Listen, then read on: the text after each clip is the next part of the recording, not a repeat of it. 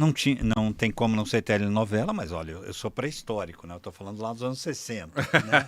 Mas as primeiras imagens que eu tenho na minha vida, isso é muito real, é minha mãe e eu assistindo filmes. Que Né? legal. E eu lembro desses filmes, por exemplo, Colecionador, né? Que é base, o título é o Colecionador de Borboletas, os westerns, não é? O Corcunda de Notre Dame, enfim, uma visão bastante eclética, né? Mas substancialmente um filme que me marcou bastante, que é Rastros de Ódio, né? Velho Oeste, né? O Velho Oeste, Sim, com sim. John Wayne, né? Sim, sim, É, sim. e depois eu fui assistindo esse filme em vários momentos da minha vida, né? Então é um filme que tem um viés histórico, antropológico muito forte, né? E aí eu enveredei muito por essa linha de levar a sério a cultura, a chamada cultura da mídia, a cultura do entretenimento. E inclusive eu construí a minha trajetória acadêmica. Quer dizer, o ponto mais importante é o doutorado, foi exatamente estudar as relações entre Brasil e Estados Unidos por intermédio do cinema, lá no final dos anos 30, início dos anos 40, né? Então, há uma cumplicidade muito forte de tudo que eu escrevi, pensei, o que me levou à minha primeira graduação ter sido História, né? Mestrado, doutorado, sem dúvida, o cinema, o filme, como uma evidência histórica, como uma fonte a partir do qual nós podemos entender os momentos, os contextos em que os filmes são produzidos, ideias que estão ali, até um quanto, digamos, silenciosas, mas que são bastante expressivas, bastante contundentes, né? E você considera, professor, que o cinema, então, é a grande ferramenta que fez o Império Norte-Americano ter uma dominação não só econômica, mas cultural também? Entramos aí, portanto, no campo lá que você falou dos conceitos e das metodologias, Isso. né? Os Estados Unidos, sem dúvida, ao longo da história, foi o Estado que conseguiu explorar com eficácia e eficiência algo chamado soft power. Soft power. Exercer poder, exercer influência, né? Hegemonia, por intermédio da projeção da sua cultura, dos seus valores. Se perdeu um pouco nos últimos anos, né? Mas eu não tenho dúvida que, principalmente a partir dos anos 20, quando o cinema norte-americano se torna um cinema global, né? Se torna Hollywood começa a se estruturar e vira uma fábrica, literalmente, não é? O Hollywood, no seu início, está dialogando com o Fordismo. O Henry Ford fabricava 1000 carros. Hollywood fabricava 500 filmes. Em 39 foram feitos 500 filmes. Desses filmes, pelo menos 5 se tornaram filmes que até hoje são extremamente atuais. Um deles é O Vento Levou, Sim, né? claro. Que é de 39, Cidadão né? Kane, Cidadão Kane, exatamente. Cidadão Kane. Logo depois, né, no início dos anos 40, né, Hollywood, mesmo na guerra, ela vai conseguir produzir filmes que até hoje são marcos, são referências, o Casablanca, por exemplo, né? Então, Hollywood conseguiu, durante muito tempo, quantidade e gerar uma certa qualidade, né? Quer dizer, um pouco assimétrica essa relação. E aí você projetou a cultura norte-americana, os valores, a democracia norte-americana. Isso estreitou laços. Vejam que isso eu mostro na minha tese, em alguns capítulos de livros que eu escrevi. Essa estratégia foi uma estratégia consciente. Eu tive acesso a documentos oficiais do governo americano, do governo brasileiro, né, onde esse projeto foi sendo construído com estratégias, com as várias formas que se buscava.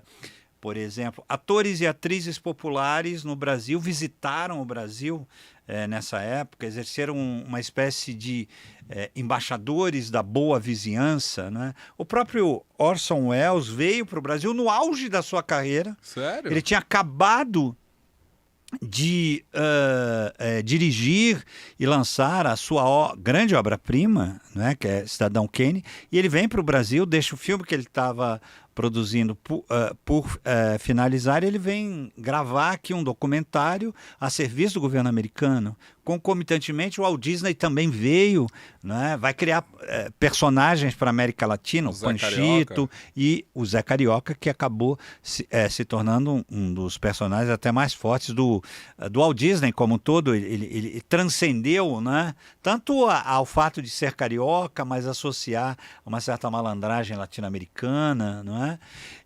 Mas isso tudo foi pensado. Havia uma secretaria especial liderada por ninguém menos do que o Rockefeller, que era a figura mais influente, num certo momento, do governo Roosevelt, né, que foi um governo que foram 4 mandatos. Né? Ô professor, e como que isso dialoga com aqueles historiadores que estavam produzindo aquele conhecimento de identidade nacional aqui no Brasil? Tipo Sérgio Buarque de Holanda, tipo Caio Prado...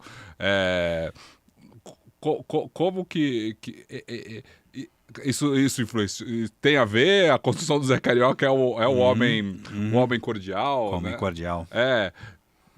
Putz, essa sua colocação é interessantíssima. Eu queria ter esse insight lá quando eu estava escrevendo a minha tese, que você acabou de ter aí, de ter um insight. Eu só estou cruzando a linha do tempo aqui com as coisas, né? Eu tenho convicção. A gente tem chamado três... Porque eu lembro, né? Por coincidência, eu fiz 2 anos de formação de história junto com o jornalismo, né? Que eu entendia que precisava de mais estofo para ser jornalista, né? Mas esses 2 caras eram os papas ali do pensamento, do entendimento do que é a cultura nacional e o que é o Brasil. Depois, muito claro, acho que mais recentemente, muitas pessoas colaboraram com aquilo e acho que se tem um entendimento diferente até do tempo que eu fiz faculdade, que foi no início dos anos 2000, enfim. Mas hoje talvez se conteste mais tudo aquilo como ideia de Constituição Nacional. Mas cruzando os tempos era mais ou menos ali nessa época, não era? Anos 50, anos 60? Sim, muitos antropólogos, historiadores norte-americanos e brasileiros. Veja, se a gente pegar, é o auge do Departamento de Imprensa e Propaganda. O Departamento de Imprensa e Propaganda no Brasil, ele atraiu muitos intelectuais, muitos até jornalistas. Não é? Então, quando você pensa, por isso que eu disse que você teve um grande insight aí, quando você pensa que referência os estudiosos americanos que estavam ali subsidiando o governo Roosevelt, a sua política externa, tiveram. Eu não tenho dúvida que talvez o autor que mais interessou a eles foi o Gilberto Freire, foi Casa Grande Senzala. Certo. Né? E colocaria aí num segundo plano, sem dúvida, mas muito próximo, o Sérgio Buarque de Holanda. E sem dúvida a gente pode depois conversar e construir um artigo aí sobre o Zé Carioca, né? E o conceito do homem cordial, né? E eram as duas... Você tinha o Caio Prado, mas o Caio Prado Júnior, ele fez uma leitura muito marxista da história naquele momento, que sem dúvida influenciou a esquerda brasileira, mas o Sérgio Buarque e especialmente o Gilberto Freire conseguiam dialogar, inclusive porque os temas, não é? Eram temas baseados. O Sérgio Buarque, por exemplo, ele fala da arquitetura das cidades, não é? E enquanto, por exemplo, o Gilberto Freire, ele vai a fundo na cultura brasileira, vai falar da culinária, da cozinha, não é? Dos quitutes, do bolo de fubá, enfim. E do preconceito. Sem dúvida, das questões raciais, não é? Da assimilação, da emergência histórica, né? Com uma certa originalidade da figura do mulato, enfim. Então, sem dúvida, esse era um material que... os diplomatas, os homens da política, né, norte-americana usaram para indicar os roteiros para o Orson Welles. Porque nós tivemos dezenas de filmes. Tem o personagem da Carmen Miranda, filmes que se passavam no Brasil, filmes que se passavam na Argentina. Então foi uma época de grande aproximação. E no meu caso, me interessava o contexto histórico, sem dúvida, né? Mas eu tive uma grande dificuldade naquele momento. Primeiro que eu defendi a minha tese em 1998, né? já faz muito tempo. Naquela época, eu não tinha referências. Então, foi um trabalho muito solitário. Eu fiz um trabalho muito solitário,